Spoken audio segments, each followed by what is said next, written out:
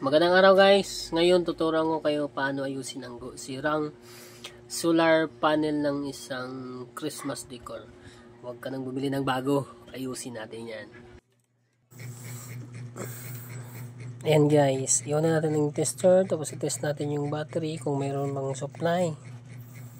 Ayan. Pero nakita natin na hindi naman gumagana yung tester ng di na natin sa battery ang pin. So kaya ginawa natin ay ipagpalit yung dalawang battery para baka nagka-loss connection lang yan.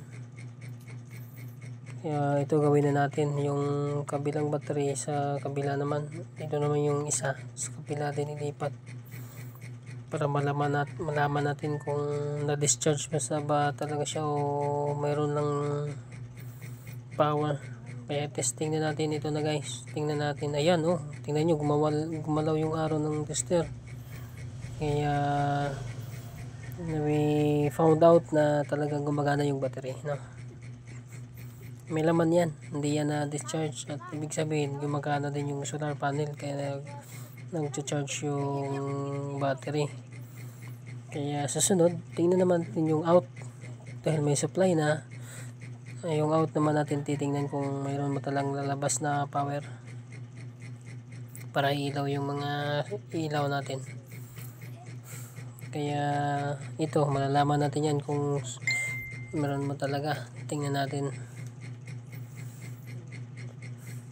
Ayan, parang wala pa rin eh. Kaya baka sa switch, tingnan natin, i-switch natin, pindutin. Ayan, gumagalaw guys oh. Yan, gumagalaw pero bumabalik. Kaya ibig sabihin yan, isa lang ibig sabihin yan, yung switch niya ay sira, no?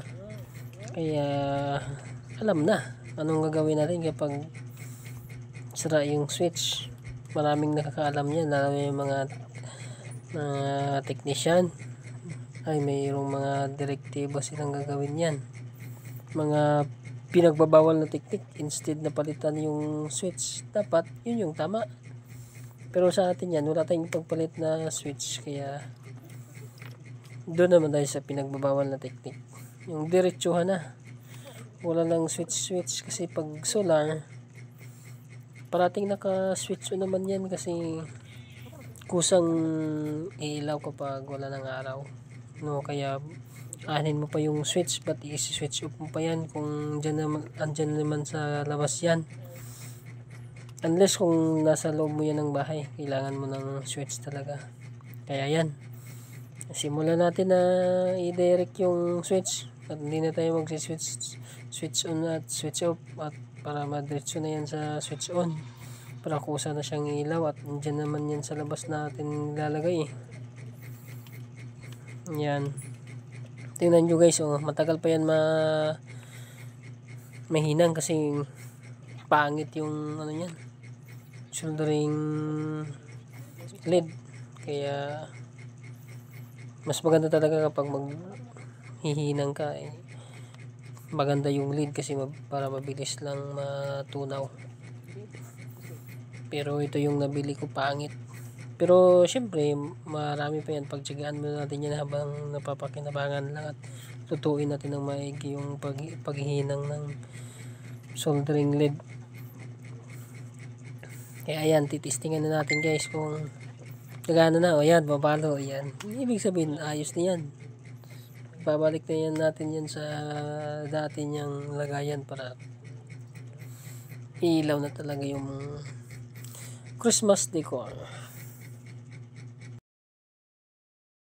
Ayan, tingnan nyo, napakaliwanag yan. O, ibig sabihin hindi yan sira. Talagang mapakinabangan. Masarap sa pakiramdam na maayos mo yung sira at hindi makakabili ng bago. Salamat!